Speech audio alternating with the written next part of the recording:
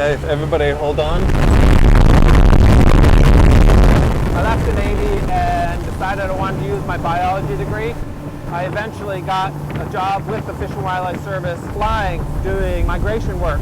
I was tired of traveling 6 months out of the year and I wanted to settle down, so I asked if I could be stationed at a single refuge.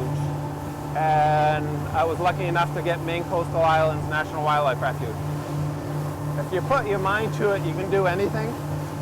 My sister told me back when I graduated high school, and I asked if anything was guaranteed, and she said no, you have to work for it. And I tell the people that I hire, it's your work ethic and how you handle yourself. It's very passionate for me, and I try to make it passionate for them.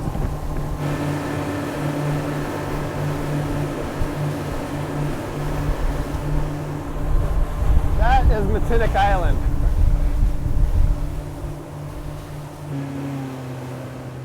Everything that is needed for the island is brought in by the inflatable. We have brought in refrigerators. You'd be amazed what I put on this to row in.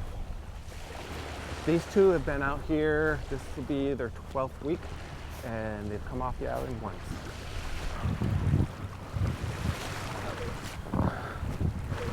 How you doing? So hold on.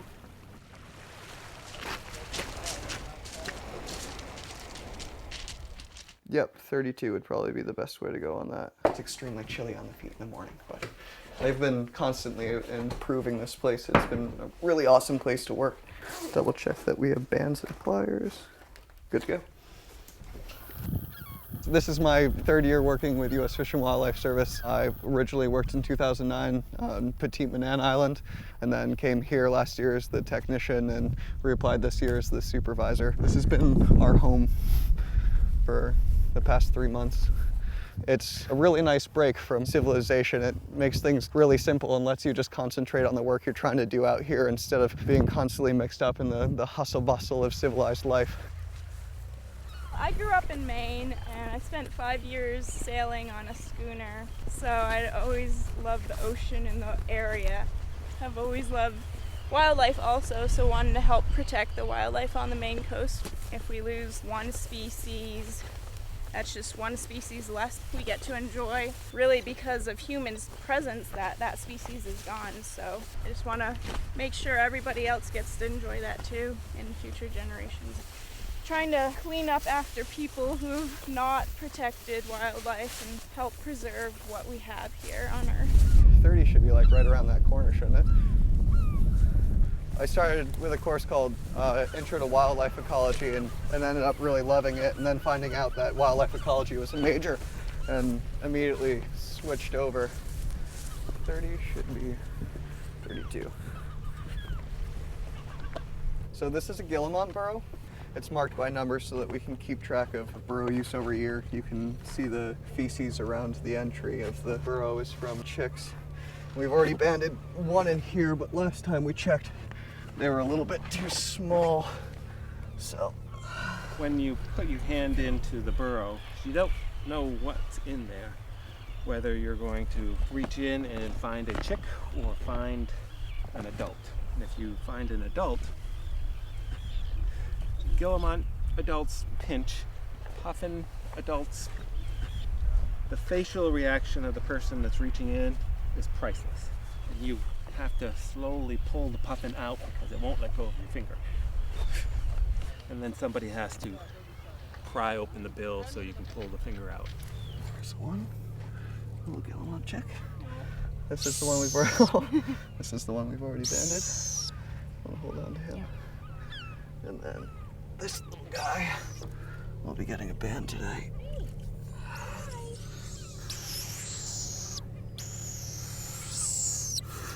I call it a Russian roulette because you never know what you're going to get.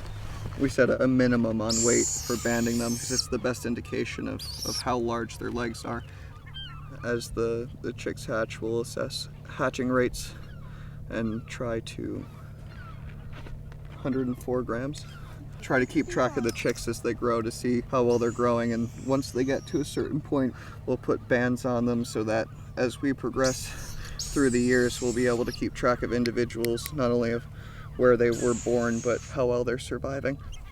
This would be the best answer of why I'm willing to isolate myself for 3 months at a time working out here, is that it's about the only opportunity you get to play with baby seabirds, which are tremendously cute. I don't want to hurt you.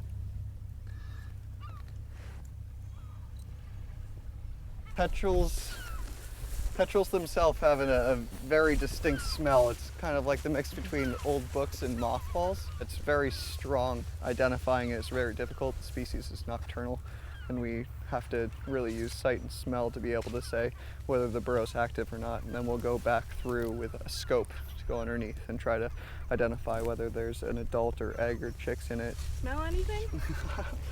Yep, smells like petrel to me. In the early 1900s, the populations were pretty much decimated by the millinery trade, looking for fancy feathers for hats, as well as egg predation by fishermen using the islands for lobstering before you had motorized boats that made it really easy to get out here and back. This year itself, we've seen a lot of trouble with almost all the seabirds obtaining really good food supplies. We've seen a lot of butterfish, which is normally too large and oddly shaped. The adults are bringing in fish, and none of it's actually useful calories.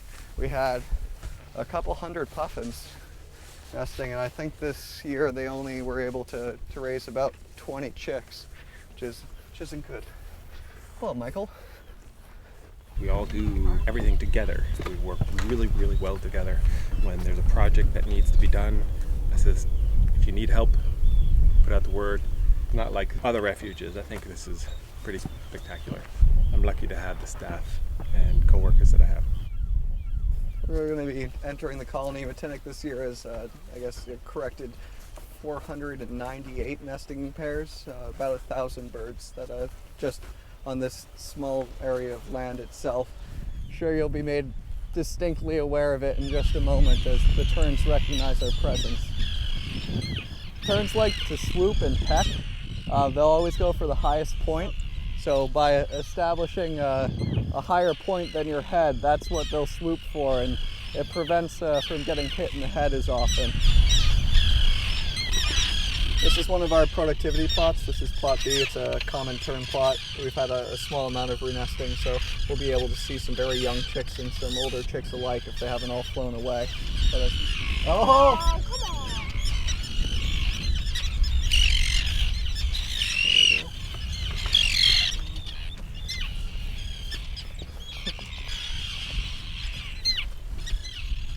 This is one of our renesting nest terns.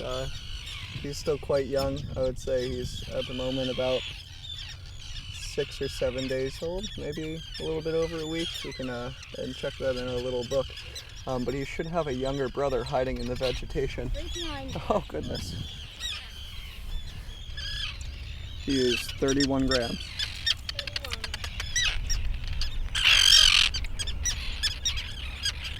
Yeah, they don't like us messing with their babies. This is a developing wing. The feathers here are pin feathers or blood feathers. The feather itself is actually developing within these small sheaths, and as the wing progresses, the feather will shed this sheath and unravel.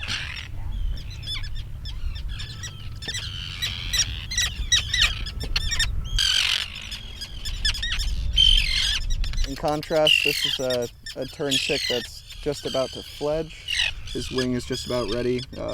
Two, just like him, flew away from us out of this plot right when we approached. And they get pretty feisty. They'll bite and poop and everything of this sort. He hatched on June 29th, so almost a month. He's about a month old. Within the month, he's gone from about a 12-gram chick to a 111-gram fledger. I would expect him to start flying within a day or two. I don't know why he hasn't started flying already.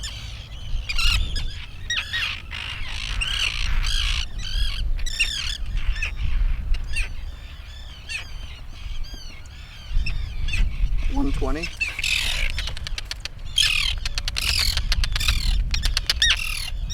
Yeah, the common terns are extremely aggressive. They're not particularly concerned about your presence, and will actually stay on the nest if they're on the nest until you get about 3 feet away, only to take a break to dive bomb you and poop on you.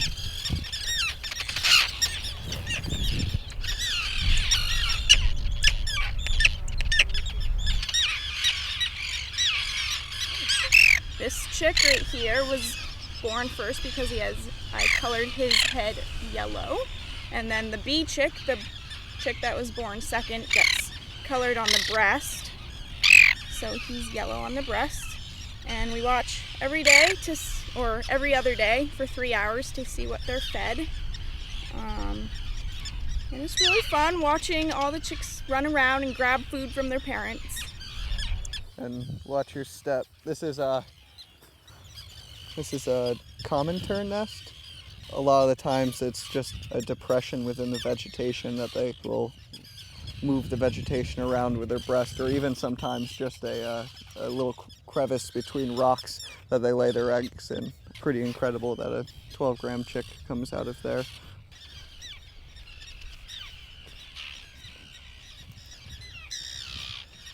So this is an observation blind. It's probably one of the most important tools of the trade, working with seabirds. It allows us to be observing the colony without them observing us. We want to be able to work with them as much as possible. You have to think about how much of an effect that you're having. Researching a species is only as helpful as if you know you're not causing a tremendous amount of trouble yourself by preventing birds from feeding chicks or being on the nest because of your own presence in the colony.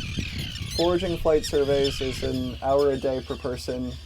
Provisioning is about 12 hours a week for the nest area per person. So that's over 20 hours a week that we're in these lines themselves. And then once you get band reading and night stints looking for predation and everything of the sort, you might be spending what seems like a full-time job to another person in this box alone, and then you have the rest of the work that you're doing. I would say per week around 25 hours. How many hours a season? So 200, 250. So it's a lot of time for being in a small box, but it's the only way that you get to observe the birds.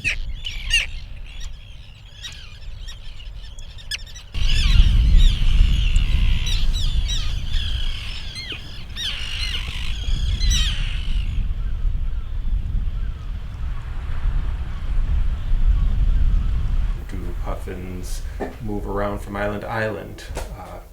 We don't know these questions. Where do puffins go in the winter? Well, says we put geolocators on the legs of the puffins, and hopefully we'll find out where they've been hanging out during wintertime. There's so many questions out there. We want to know here on this island where the terns feed. So we've been doing a feeding study, following the terns out with the boat to see where they're feeding. And some terns are great at finding food, and they know exactly where they're going, and they head straight out and they come straight back with fish. Others will meander around the island. You always come up with more questions than answers. There are more and more questions in this refuge. Its purpose is biological. We have 3 biologists on staff, more than most refuges. We try to do it, the refuge system proud.